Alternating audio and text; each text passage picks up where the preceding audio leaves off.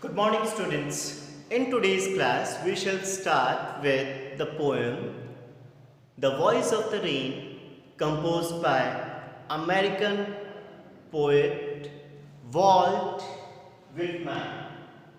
He is also called as the nature poet. His poems are basically addressing the beauty of the nature and tends to appreciate the world that is being presented to us by the noble Almighty.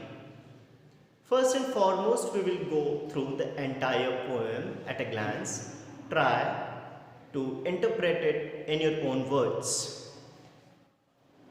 And who art thou? I said to the soft falling shower, which strange to tell gave me an answer as here translated. Aham, the poem of earth, said the voice of the rain. Eternal, I rise, impalpable, out of the land and the bottomless sea. Upward to heaven, whence vaguely formed, altogether changed, and yet the same. I descend to leave the droughts, atomies, dust layers of the globe, and all that in them without me was seeds only, latent, unborn. And forever, by day and night, I give back life to my own origin, and make pure and beautify it. For song issuing from its birthplace, after fulfillment, wandering, read or unread, duly with love returns. Dear students, in this poem, the rain compares its act to the act of the poet. Both the poet and the rain, they are the creators. They create beauty. They let that beauty to travel through the masses with the intent to help them, with the intent to prosper them, with the intent to let them grow. So the similarities between the poet and the rain could be seen in this poem. The poet composes the poetry, beautifies it, serves it to the interest of the readers. Readers derive pleasure out of it. They feel happy, and the same very appreciation reaches back to the poet, and he feels contented. Similarly, rain in the form of shower comes down onto the surface of earth. It beautifies the natural surroundings. Let them prosper and grow. And again, after serving its purpose through the scientific process of vaporization, condensation, and again getting converted into vapor, it goes back to its natural state. Let us try to figure out that how the poem elaborates. And who art thou? The uses of Old English could be seen. Who art thou means who are you? So the poet is the speaker, and he puts up a question to the rain that who are you? I said to the soft falling shower. The literary device that is used over here is imaginary. So the poet who is the speaker is addressing the rain that who is it? Which strange to tell gave me an answer as you translated. And to the surprise of the poet, he gets a reply back. So as we have read it in the literary devices, that whenever the non-living things gets or given the qualities of a human being, It is known as personification. So the poet gets the answer from the rain, and the poem describes by stating that I am the poem of earth. Poem, beauty, creation. And the literary device used here is metaphor. The poem of earth said the voice of the rain. And because rain could not speak but is being given the attribute of a human being, hence the literary device used here is personification. Eternal, a rise impalpable out of the land and the bottomless sea.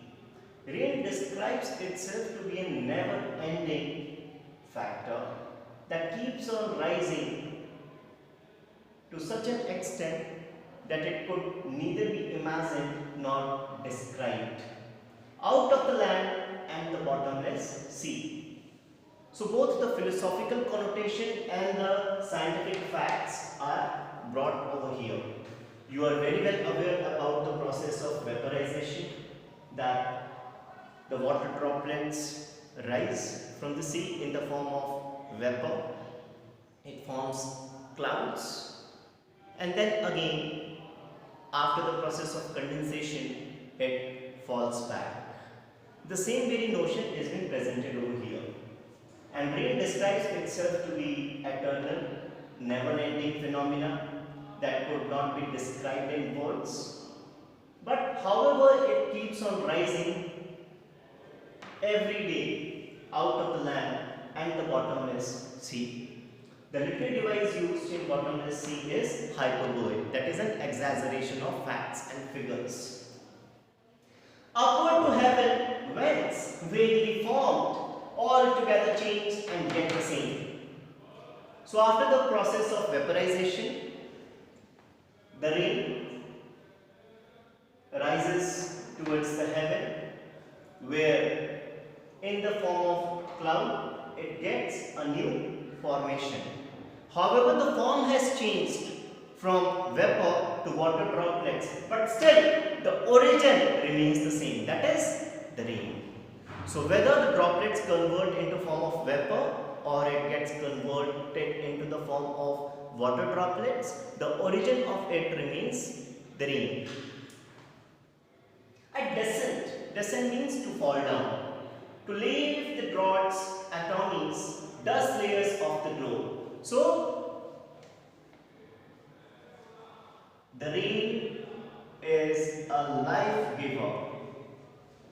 Life-giving attribute of rain is depicted over here, that the rain falls down to wash the droughts. It brings prosperity to the fields, to the farms, to the food grains, and even the small particles and the dust layers of the globe. So after the arrival of the rain, the new greenery could be felt, it could be observed, scenic beauty could be seen all around, and that happens only after the arrival of rain. So rain is a life giver, and all that in them without me were seeds only latent unborn. And rain goes on to the extent to declare that the seeds before its arrival were just latent and unborn. However, they got their life only after the arrival of rain.